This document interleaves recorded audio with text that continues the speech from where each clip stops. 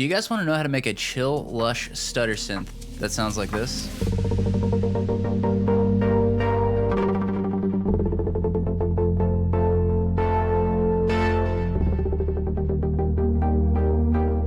Alrighty guys, so that was the sound I'll be working on today, and if you're new here, I'm Josh with the Preset Bros, and our goal here is to recreate the sounds that your favorite artists use so you can start using them too.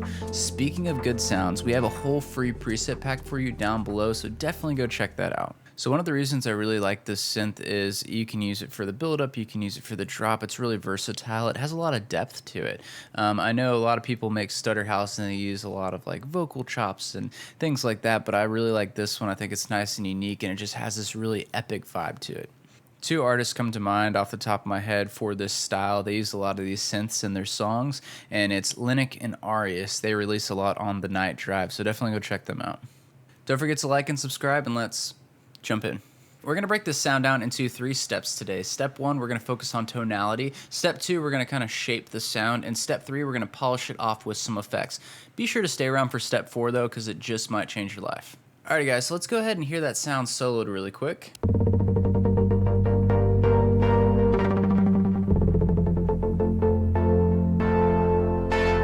Alrighty guys, so when tackling the sound, we got a few things going on. We have the oscillator section, A, B, and C, and then noise, and that's kind of where we're getting the sound. Next, we have the envelope and LFOs, and that's where we're getting that nice shape from, and then we have the whole effects section back here. So we're going to start with the oscillators. We do have a little automation going that I'll share at the end.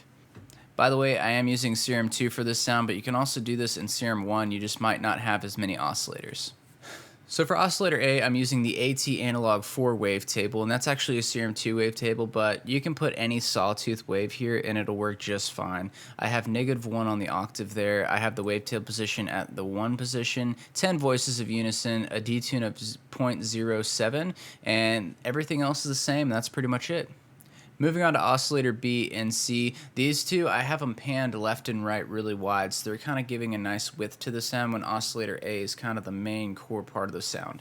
So for oscillator B, I have the saw drift wavetable. Again, any saw wave would do. I would just recommend making it slightly different than oscillator A to give it some variation. I have the pan knob all the way to the left, and then the level pulled back to 58%, and that is it.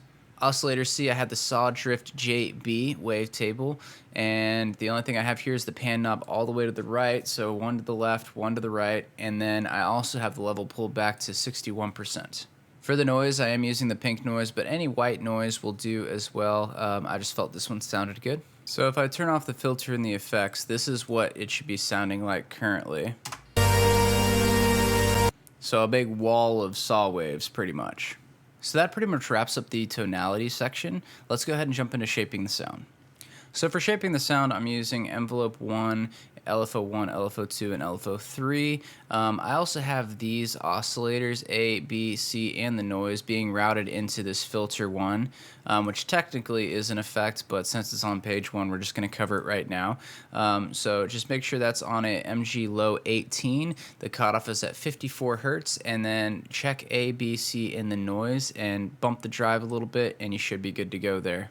So when tackling envelope and LFOs, I want you to think for this sound, envelope is the shape of the sound, whether it's like plucky or sustained, and then the LFO is actually making up the movement. Okay, so we're going to start with the envelope. So for envelope 1, I have attack at 0.5, the hold's normal. I have the decay at 693 milliseconds, the sustain at -2.2 dBs, and then the release at 357 milliseconds. So this kind of shape here, it just has a little bit of a tail on it. It dips down just a bit, so it just has a nice little spike initially on the hit, and that's pretty much it. It doesn't have to be exactly these numbers, but just something along the lines of this shape. So the LFO section, this is where the magic happens. So for LFO 1, I just have this nice shape right here, and I'm routing this to the cutoff. And what's going on here is this is telling the cutoff to whip up at whatever rate I have set. So in this scenario, I have 2.6 Hertz set.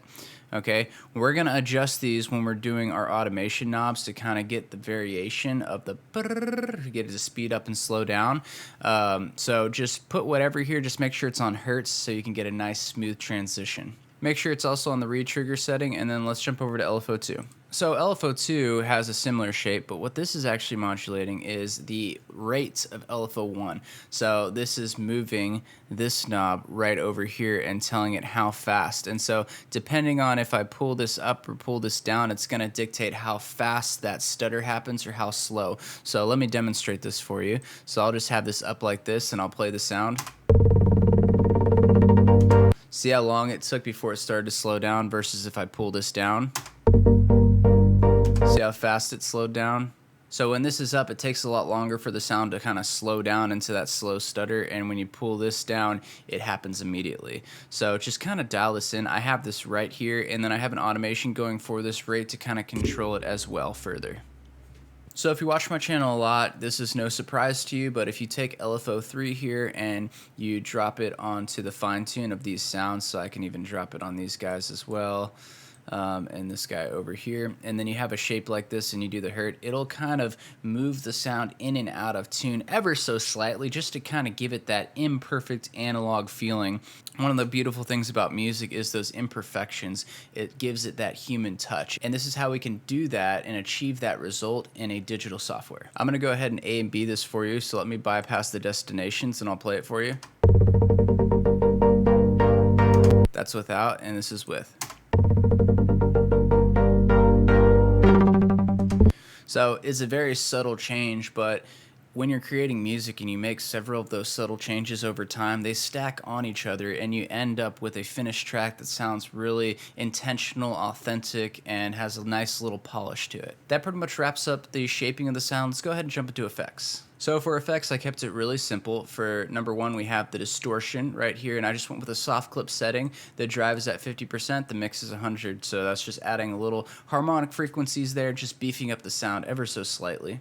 Next, I went with some hyper in dimension. I have the mix knob of the hyper 2%. Honestly, that's not really doing much there. But the dimension is what I'm really using, and it is at 18% for the size, and the mix is at 23%, and that's just giving it a little bit of that width sound to it. Next, I have a little bit of delay going, just 1/8 and 1/8 on the dot setting. Move this filter wherever you'd like. I usually kind of isolate those upper frequencies there, and then I have the mix knob at 30%. Last but not least, I finished the sound with a little bit of reverb. I just went with the vintage setting. I've been having fun with this. Usually in the old Serum, I would just use the hall reverb, but I've really been enjoying their vintage reverb here.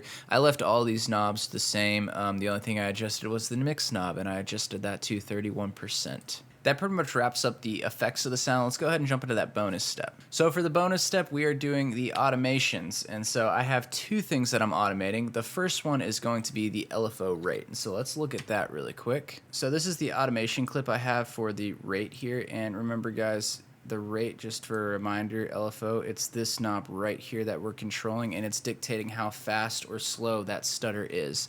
So just to demonstrate that, if I were to pull this all the way down like this is what it would sound like. See how slow that is versus if I were to pull this up like this. So a lot faster. So you can use this to dial it in and add some variation in your chord progression when it comes to the LFO rate. There's no right or wrong way to do this. Just have fun, use your ears, dial it in. There's a lot of trial and error in this step, so don't get frustrated if you can't figure out the perfect balance. Just try some things, move some knobs, and just have fun with it. So for the next one, I am modulating the cutoff knob, and this is a big one right here that I feel a lot of people miss. So I'm going to open this up and just show you which knob I'm talking about. This guy right here, I'm modulating that in this automation clip. So I'm going to do something. I'm going to bypass that really quick. And I'm going to play this clip with it bypass, and you'll see just how much of a difference it truly makes. So this is without any cutoff automation.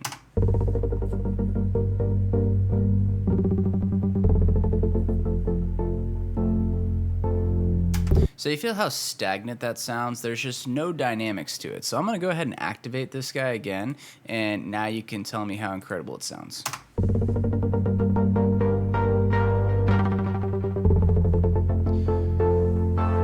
So when you sync up that LFO rate knob and that cutoff knob, it just feels like the synth is alive and it's growing and it's moving and ebbing and flowing together, and that is so crucial.